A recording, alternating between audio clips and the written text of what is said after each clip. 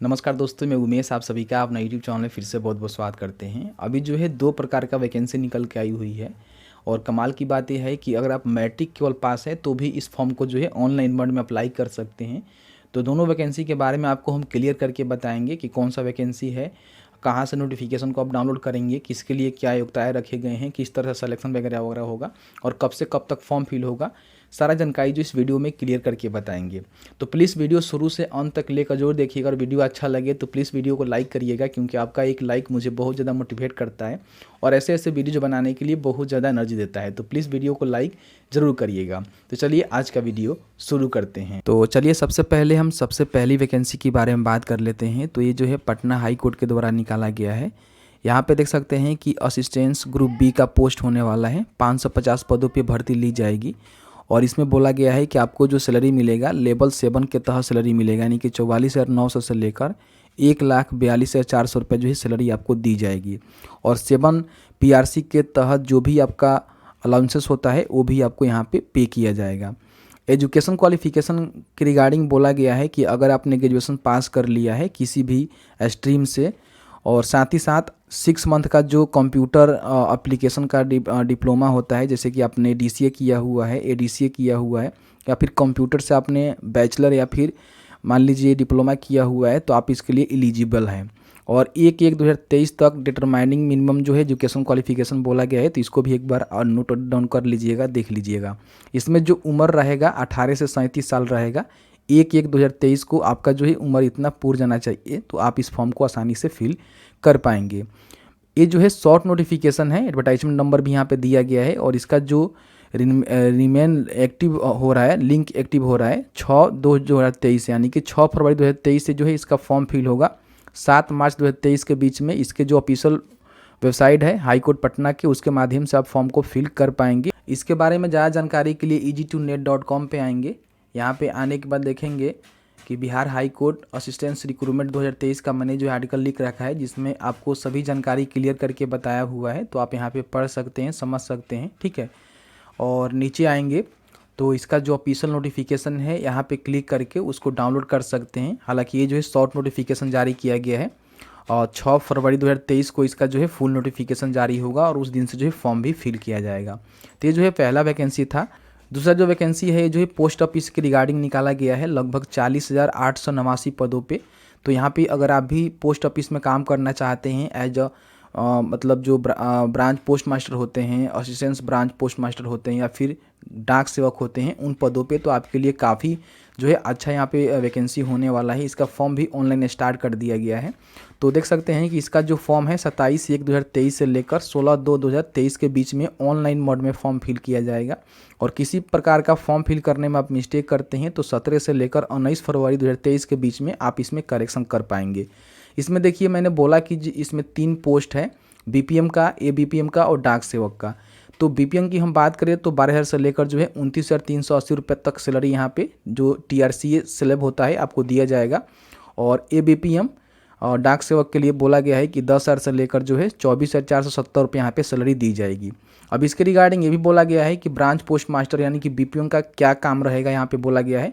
नीचे आएंगे तो यहाँ पे असिस्टेंट ब्रांच पोस्ट मास्टर का क्या काम रहेगा उसके रिगार्डिंग यहाँ पे जानकारी दिया गया है और साथ ही साथ जो डाक सेवक होंगे उनका क्या काम होगा वो भी यहाँ पे बताया गया है। इसके नीचे आएंगे तो इसके बारे में बोला गया है कि अगर आप इसके लिए फॉर्म फिल करना चाहते हैं तो आपके पास एजुकेशन क्वालिफिकेशन के साथ साथ एज लिमिट क्या होना चाहिए। तो एज लिमिट की हम बात करें तो बोला गया है कि मिनिमम जो आपका एज होना चाहिए 18 साल होना चाहिए और मैक्सिमम यहाँ पे बोला गया है कि 40 साल होना चाहिए। और नीचे आएंगे तो यहाँ पे इसके रिगार्डिंग आपको छूट भी दिया जाएगा, जैसे कि अगर आप SC/ST से आते हैं तो 5 साल छूट आपको मिलेगा, OBC से आते हैं तो 3 साल आपको छूट मिलेगा और EWS से आते हैं तो कोई भी आपको छूट नहीं मिलेगा। PWD को 10 साल, इस तरह से आप देखेंगे तो आपको समझ में आएगा। अब इसके रिगार्डिंग जो एजुकेशन क्वालिफिकेशन है और डेट ऑफ नोटिफिकेशन है उसके बारे में बताया गया है। देखिए अगर आप किसी भी पोस्ट के लिए अप्लाई करना चाहते हैं तो यहाँ पे बोला गया है कि अगर आपने secondary school examination pass certificate of 10th standard have been passed in the mathematics and English, यानी कि अगर आपने सेकेंडरी स्कूल एग्जामिनेशन पास यानी कि आपने 10th पास कर लिया है मैथमेटिक्स और इंग्लिश से, तो आप इसके लिए फॉर्म को फिल करेंगे। साथ ही साथ यहाँ पे बोला गया है कि नीचे आप आएंगे थोड़ा सा तो लोकल लैंग्वेज का भी यहाँ पे बोला गया है कि आपको ज्ञान होना चाहिए, जैसे कि अभी हम आपको दिखाएंगे कहाँ पे कितना वैकेंसी है, साथ ही साथ आप कैसे पोस्ट वाइज देख सकते हैं कि आपके जो है पोस्ट में वैकेंसी है कि नहीं है। उसके बाद अदर क्वालिफिकेशन में बोला गया है कि अगर आपके पास जैसे कि कंप्यूटर का नॉलेज है, ठीक है, कंप्यूटर चलाने का और साइकिल चलाने का नॉलेज है, साथ ही साथ जो लोकल गांव के लोग होते हैं उनसे बात करना, उनको समझना, उनके बारे में मतलब उनका जानकारी लेना आपको आता है, तो आप इसको अप्लाई कर सकते हैं। अब इसके बाद देखेंगे तो इसका जो है काफ़ी सारा यहाँ पे जानकारी दिया गया है। देखिए आप में से काफ़ी सारे लोग पूछेंगे कि इसका सिलेक्शन कैसे होगा, तो सिलेक्शन के रिगार्डिंग भी यहाँ पे बोला गया है कि एप्लीकेंट का जो भी शॉर्ट लिस्टेड होगा मेरिट बेसिस पे होगा, और आपका जो मेरिट बनेगा 10th का जो भी आपका मार्क्स होगा उसके बेसिस पे जो यहाँ पे आपका जो मेरिट है वो बनाया जाएगा। नहीं कि इसमें किसी प्रकार का कोई भी एग्जाम नहीं होगा, जिनका ज़्यादा नंबर होगा उनका ही इसमें सिलेक्शन होगा। तो इसके रिगार्डिंग मैंने सारा जानकारी यहाँ पे बता दिया है, किस तरह से आपका ग्रेड पॉइंट वगैरह वगैरह बनेगा, यहाँ पे मेंशन किया गया है, जिसको चाहें तो समझ सकते हैं और यहाँ पे पढ़ सकते हैं। अब इसके बारे में ज़्यादा जानकारी के लिए फिर से आपको easy2net.com पे आना है और यहाँ पे इसके रिगार्डिंग मैंने आर्टिकल लिख दिया है, आप इसको सर्च भी कर सकते हैं, पोस्ट ऑफिस GDS रिक्रूटमेंट 2023, और इस पर क्लिक करेंगे तो इसके रिगार्डिंग जो है सारा जानकारी आपको यहाँ पे देखने को मिलेगा।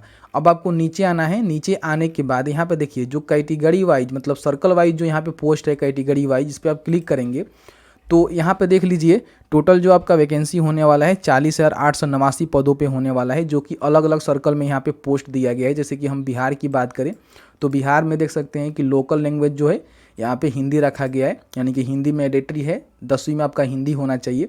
और कैटेगरी वाइज कौन सा कैटेगरी में कितना पोस्ट है ये भी यहाँ पे मेंशन किया गया है, जिसको आप चाहें तो यहाँ से देख सकते हैं। टोटल जो है बिहार में 1461 पोस्ट यहाँ पे रखे गए हैं, जिसके रिगार्डिंग आप फॉर्म को फिल कर पाएंगे।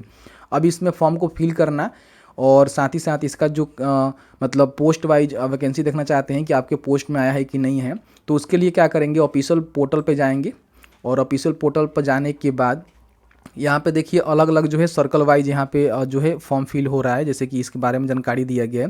तो जैसे बिहार का आप देखना चाहते हैं तो बिहार के ऑप्शन पर क्लिक करेंगे तो यहाँ पे देखेंगे कि बिहार के अंदर जो भी यहाँ पे आप देखेंगे अलग अलग जो है डिस्ट्रिक्ट का नाम यहाँ पे दिया गया है। हालांकि ये डिस्ट्रिक्ट का नाम नहीं है, एक तरह का सर्कल मान लीजिए, क्योंकि आप सभी जानते हैं कि अनुमंडल के तहत जो है एक डिस्ट्रिक्ट में कई सारे डिस्ट्रिक्ट को इंक्लूड किया गया है।